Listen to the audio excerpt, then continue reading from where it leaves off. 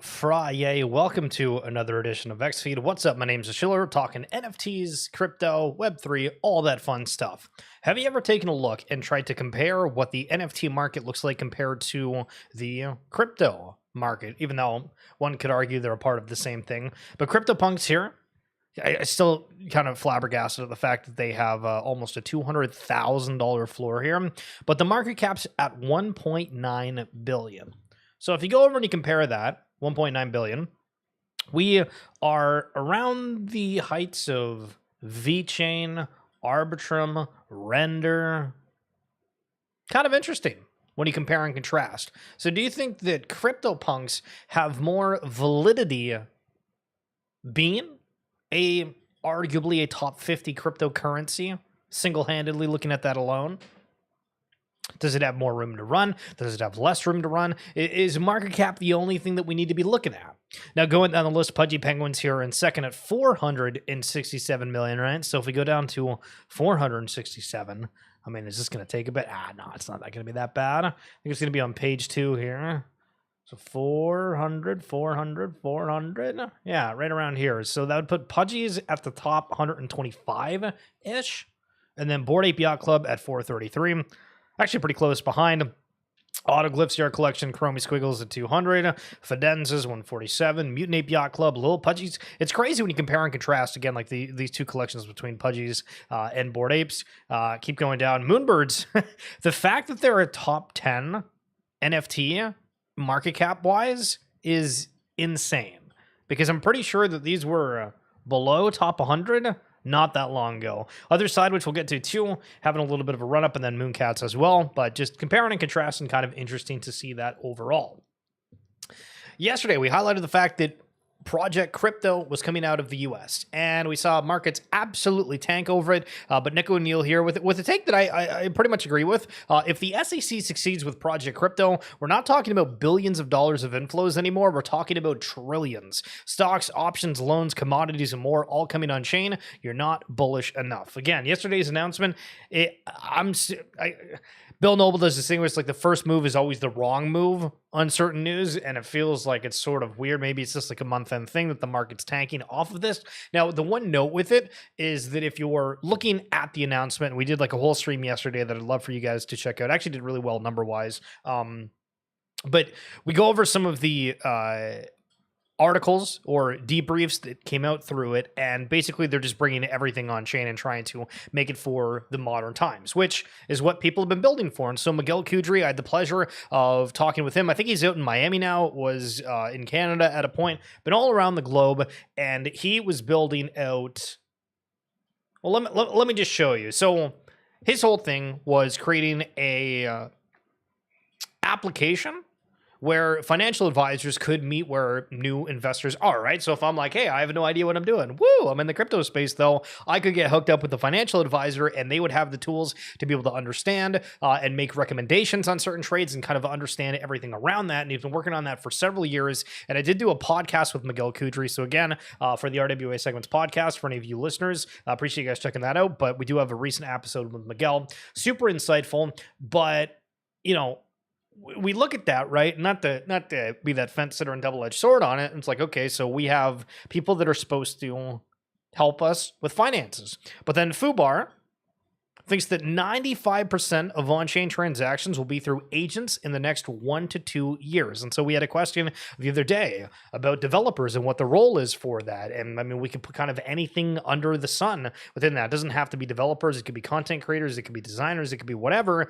And the question is, what do these agents that everybody's talking about, that we're starting to hear? People have used the ChatGPT, people have used the Grok, but when an agent, like an actual somehow entity agent, is working for you, what exactly does that look like? In the future, you're just going to pick an agent and we'll do everything for you. Get agent finance and ChatGPT for money. Shall be absolutely wild if we see what the world looks like in that realm. The SEC announced its full support of crypto, and market doesn't give a F, apparently.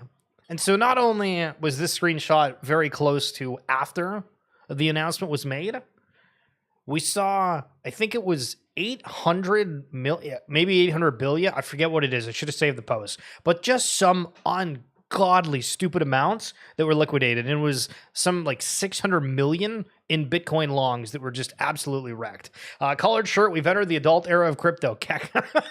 Yo, thanks. Appreciate it. Yeah, I thought I would wear something different than just a t-shirt today.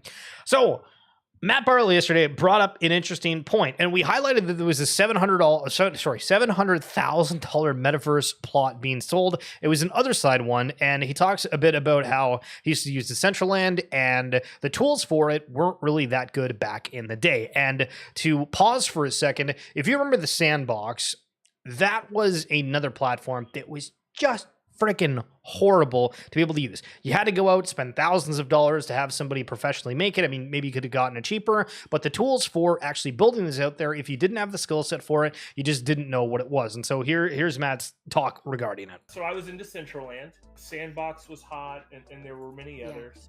I think what we ran into, you know, like I just mentioned, like I paid somebody to create this winery for me. $1 million. The point there is that the tooling wasn't really in place to allow people to create interesting experiences. I think one of the projects that I like and I've held is portals on Solana, because it is easy to build a world, right? And so people are building games, and so when you think about like the value of metaverse land, yeah, it's very similar to real life real estate. Location is everything. So yeah, like if you could be right next to Snoop Dogg's pad, that's worth something, you know. But I think more than anything, we want experiences. It's like, why is downtown real estate more expensive than the suburbs? Because that's where the action is. It's just like that in the metaverse. People want to do things, and so, you know, as we move forward and some of these projects have more interesting experiences, maybe the value of those projects and those NFTs might go up. Okay, so hold on. To go back for a second, someone just paid $450,000 to be Snoop Dogg's neighbor in the metaverse. Here's how you can live by his celebrity too. So I guess that article was made back in February 2nd of 2022. But we have not had any sort of positive metaverse perspectives, takes. I mean, we've seen some sales where, I mean, I don't even know if we can say like sales in quotations, because it feels like yesterday was the only one that really had that bigger amount. But I mean, people were paying exorbitant amounts of things. And so what's sort of weird about this is this post came out, and then I started seeing people like on the other side community that was like, one of the biggest NFT sales in some time, and presumably due to a conflict of interest. He didn't even mention that it was an other side metaverse plot. I mean, I'm pretty sure he like legitimately mentions other side within it. And it goes back to like the tribalism within the space, and everybody just makes up like a narrative for basically no reason, and I don't really understand that. And so like here's another narrative that we can argue about for a second, because I think potentially it's got a little bit of weight for it. So if you remember back in the day, there was Mechaverse. Mechaverse was a collection that sold 10,000 of these characters, and there were several that went for just like ridiculous amounts of money. The biggest problem with these was that they kind of all looked the same. And also anybody that minted it, I want to say that they paid like 2 ETH or something, and instantly they were reselling for 8. But somebody went out and spent, I want to say it was $500,000, if not $1 million, for one of the Mechaverses, and this was immediately after launch. And we didn't know what the collection was going to offer. I don't even know if Mechaverse is around anymore, but it got the headlines and it got the news. So Block's saying, Mechaverse marketing wallet is back, 200 ETH for a block of land. I am sure there's nothing dodgy here, no backdoor deals, 100% legit. So my biggest problem, right, if we're gonna like be on the fence and kind of look at it from both angles, is okay, sure. So we have a plot that's out of 100,000, that there's supposed to be another supply of another 100,000 coming up at some point. Why would you spend 200 ETH when you could buy probably 400 plots, right? Like, I guess back to Matt's point a second ago, like, okay, downtown real estate. Do you want one building downtown or 400 in the suburbs or whatever it may be? And I feel like it's kind of crazy to go that hard on like a singular asset. But here's another one, potentially of like some obscurity here. There's a 2 million bid on this CryptoPunk. And I remember a couple days ago, there was somebody that made a comment on a bid that was not as high as this, but they were saying that it was the CryptoPunk bidder themselves. And so when you see these headlines, it's all people care about, right? Like we could go on some holistic journey of saying, hey, you know, this artist has a great story and there's going to be this, that, and the other thing that's great. And you could be like, all right, well, that's kind of cool. Thanks for the story. But if I'm like, man, we got a CryptoPunk that's going for $2 million. Holy sheesh, yo, you and I, we're high-fiving, we're hanging out, we're having a good time. You know what I mean? Like it's got the headlines, it's got the jazz. And so we do still have like a thing within the space where the price is still like a very big focus on that. Yo, Raymond, what's going on? They said that 100K is never coming from Garga? Wait, really, Raymond? Holy smokes. I didn't realize that. Wow, that we can say these things when at one point it was arm twisting to get you to sell CyberKong for 100 ETH. You know, Pickle, listen. I'm going to need you to create a time machine. You're going to go back. You're going to find me in person. You're going to just walk up to me and just clock me in the face. You're going to take over the computer and you're going to sell it for me back in the day. You're absolutely right. But I think that's also something that the space teaches you, right? It's because, and again, like I'm totally fine admitting it, before finding crypto and Web3, and again, we've been in the space for what, five-ish years now? I did not care about finances. I didn't really know anything about investing. You need to have like a passion for something, right? Or something that leads you down a road. And so I'm very thankful that I have, but also I am unthankful that Pickle didn't walk up to me and just absolutely knock my teeth in back in the day, because you are right, sir. However, for argument's sake, CyberKong's apparently just burned like 500,000 of their banana token or something, and the token's back up to like 60 cents. A little bit farther away from the $100 a token or whatever it is. I digress, though. I digress. Tito's, there was a sale into Decentraland for over $2 million and into state back in 2021. Well, there was such an emphasis on the future and online everything and having these worlds where people just hung out. Because if we, I don't know how realistic it is, right? And looking back, you probably didn't really have these thoughts a whole lot. But during the whole wave of COVID, we were like, man, is the world ever going to open up again, right? Because I think it was like, 2-3 years where everybody was just online. They were having these experiences. And our minds all kind of went to that Ready Player One, the dystopian future of, okay, well, what if we do have all of these shopping malls, these experiences? We don't go out in person anymore. We do all of this, electronically in some fashion. And we really kind of we collectively went off the deep end of what was possible. Now, the side note with it is that none of the technology was ready at the time. There was a lot of people that were aware of such things, but there was also people that were like somewhat ignorant. Hello, that that looked at things and was like, okay, well, if this is the future, how the hell do we get the most exposure to it? And that's really what it was about. So the top Google searches for gaming in crypto. Crypto games #1, play to earn. Play and earn doesn't really exist. The Web3 games aren't a thing, and play to airdrop. This is something that I do love to look at because the verbiage that you and I use is going to be very different. We went through a stage of saying, well, you say NFT, yeah, listen, you're off the deep end, red card, buddy, you're suspended for a week.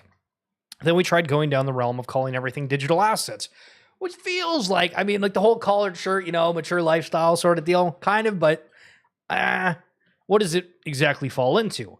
And then we have these crypto games that are coming out, and it's like, okay, do you call it a crypto game? Do you call it a Web3 game? If there's a play to earn component to it, what does it look like? If it's got like crypto capability, like how do we look at things? The airdrop component, the farming. And there was Ash Robin the other day that reposted one of their videos about how for NFT launches, you used to have to just sit in a Discord and type away and like pretend that you were active or cared about the community to get the drop to like instantly sell it. Remember when that was a thing? Now I don't think that's a thing at all anymore. But that's what the space looked like at one point in time. So take a look at this clip. And I know, listen, I'm trying not to go too hard off the deep end on certain, political takes or whatever, but there's a lot of just weird stuff that's happening. And as someone that can look at something said by any individual and be like, okay, is this truthful? Is this not? What's considered fake news as an example? Just take a listen to this.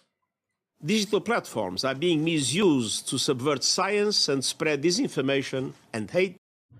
Okay, what's classified as disinformation to who? Now, I will absolutely agree that there's a lot of social media where people are spewing hate for sure. But what's classification of misinformation? To billions of people. This clear and present global threat demands clear and coordinated global action. Our policy brief on information integrity on digital platforms puts forward a framework for a concerned international response. Okay, so again, when we're like, okay, what does it look like from these centralized entities? Making the arguments of, well, people don't know that they need something that's decentralized until there's something that's centralized that's a problem, where as an odd example, we've seen the likes of Goblin Town. The founder today has been out on the timeline absolutely losing their mind, being like, our main account's taken down, our company thing's taken down, I'm fearful for my personal account, and I don't know if it's X flagging people as bots, if there's AI usage, I don't know. You know what I mean? I don't know. Should we hold in Pirate Nation? See, this is the thing with a lot of these crypto games, is it's more of like if you have fun with it, and I like... For argument's sake, I played Cambria, if you're familiar with that. It was a game that was on Abstract, and it was on Blast at a point, but then it's on Ronin now too. But I just enjoyed the game. Like, it was like an old school RuneScape type of variation, and that's probably the most fun that I've had in a Web3 game. I haven't really tried out Pirate Nation. I've seen stuff on the timeline for it, but really for all of these things, it's like if you like it. If it's based on speculation more than you actually having fun with the experience, then that's something you got to look at, because it's kind of a different thing. Pickle, actually good timing. What's going on, sir? Just a couple of minutes ago, you tagged me in this. And so Star Atlas, which is another game out here, this is what happens when gaming creator actually posts their own gameplay. Star Atlas recently had an update, and damn, the movement is a ton of fun, and I cannot wait to jump back in and level. So I was in Star Atlas for a while, like way back in the day when I first started like doing content, but then I never really kept with it. And to be honest, I haven't really followed like the Solana ecosystem that closely, but here's some gameplay footage from Star Atlas.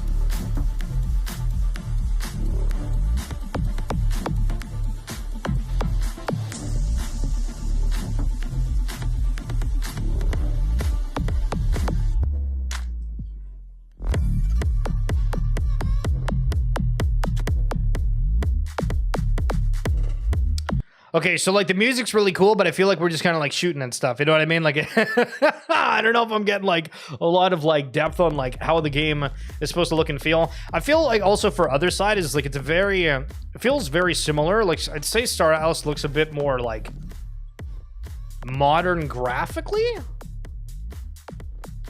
but both of them kind of have like the far away sort of like shooting look for it, which I still got to give the Bathroom Blitz game a try. But there's an example of Star Atlas. They had 3 factions with it. That was another thing that I thought was weird, and I feel like we've seen a couple of different gaming type genres come out and say, we're going to do factions of some sort. And so you log into a game and immediately you have to go out and pick, do you want to go on the red team? Do you want to go on the blue team? Do you want to go on the yellow? There's some massive lore to it. You've never heard of the game before. You just want to play with your friends. But if you go into one clan, you're not going to be able to go to the other. And it could be like World of Warcraft where you have to pay to go to one of the other ones, or it's literally not possible unless you start over. And that's the only thing that I've never really liked about certain collections that have done that, because I know Star Atlas, that was one where you had to pick between, it was like Mud, Star, I think, and some other name they came up with. So title of the stream, I think I named it some about NFTs mooning. Hopefully I did. Check out this article. NFT market hits monthly record with $574 million in sales. So if anybody ever says the market's dead, just remember, you know what? Listen, what I might be holding is completely cooked. Almost slipped up there, but there's a lot of the market that is rocking and rolling. So in brief, NFT sales hit 574 million in July, the second highest level of 2025. It does feel like, when was the other time? Like just when there was like literally no volume at all, and just collectively everything kind of like popped a little bit. Like if you were going to ask me and just say like what was the biggest month, I would have just said like July, because we had CryptoPunks that were running, we had Moonbirds that were flying, we had Pudgy Penguins were flying, Bored Apes went, like Ethereum just, skyrocketed. I'm curious what the other month is on there. The average transaction value climbed to $113, a 6-month high. Okay, so the average NFT sale is $113. Damn, this place is expensive. Ethereum leads with 275 million in sales, up 56%. CryptoPunks and Pudgy Penguins lead the way with exceptional performances. So it was January with the peak of 678.9 million. January. What the hell was so special about January? You selling your ape this time? I won't tell the gang. I mean, no, I'll probably keep it. We'll see though. And so these are also the arguments too. Just to go on like a little bit of a side rant. Thank you for adding some context, Raymond, because I always appreciate when you guys have thoughts. Is we see so much, right? Because you have your opinion about whatever under the sun, but then you go online and you have everybody else's that's giving like a take or a whatever. The conversation has very much focused in the past few weeks on historical NFTs, right? So we've seen the autoglyphs, we've seen the curio cards that are suddenly moving, we've seen moon cats that are just absolutely flying. I'm seeing conversations around crypto kitties all of a sudden, which there's like a bajillion of those NFTs, and I haven't seen anything regarding crypto kitties in quite some time. Disney Pinnacle is starting to have everybody talking about it, and I wouldn't necessarily say that in terms of length that it's been out, it's that historical, but the fact that it's Disney and people are noticing, hey, there's limited edition pins and this one was exclusive or this, that, and the other thing. And all these narratives are continuing to craft. And so what happens if we continue to go with this, where the spark for all of that notion, in my humble opinion, was the notion that these crypto treasury reserve companies were dabbling within NFTs. And sure, we had the one that was out there and then bought like that single CryptoPunk, given like preferred equity or stock, whatever the hell it was, the Game Square. But what are the NFTs are going to go out and buy? And then you think, okay, so Pudgy Penguins, the Igloo Inc., the Canary ETF, whatever, apologies, I'm forgetting the name of it. Are they going out and are they buying Pudgy Penguins? Garga from Bored Ape Yacht Club has said, hey, you know what? Watch out. You have people that are coming for your NFTs. What if BAYC, somebody associated with them, goes out and they go and try to buy these historical NFTs or their own collection? And then we see those rise as people that are wanting to be a part of a club. Do we like what the hell does this all look like? And so there's so many different ways. And you sit here and you try to digress everything. You're like, I could just use an iced tea and chill out. You know what I mean? However, behind this sharp rise in total value lies a more nuanced trend. The total number of transactions dropped from 5.5 million to 5 billion. This seemingly contradictory decline actually points to a shift in investor behavior. Buyers are now favoring rarer and more highly valued assets, as evidenced by the average price per NFT, which jumped to $113.08 at 6-month high. This shift reflects the growing maturity of the market. The era of impulsive purchases of low-effort collections appears to be over. Hey, look at that. That's actually an interesting take within it, with the price of being up to 113. For argument's sake, right, to continue down this path, there was so much focus on Blur and their quote unquote fake volume for people that were, wash trading, whatever, to get the Blur points. OpenSea doesn't get any of that right now. Now, I think a part of it is the fact that they're saying, hey, just buy a $5 NFT. You don't need to go out and buy the top of the line to get all these extra points. It's literally, but they do have some that's like you can pay like $50 or whatever, right? But for those voyages, I'm curious if you guys are actually doing any of the OpenSea voyages.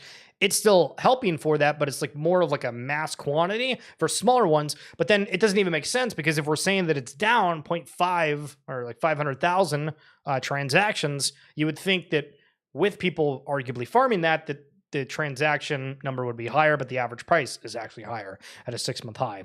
This tightening demand explains the 17% drop in the number of unique buyers, now down to 713,000. Yeah, okay. It almost sounds like a negative headline. We're down to 713,000 buyers. Like, holy smokes, that's an absurd amount of people. The memes by 6529 will turn out to be what people think curio cards are. I agree, and I would say, because I've not really followed that collection, but there's enough people talking about it that have interest in it, that are big names, that's it, baby. That's it. A large pizza is $50 where I live. Unreal, right? Unbelievable. So you could 2 pizzas or one NFT for 113.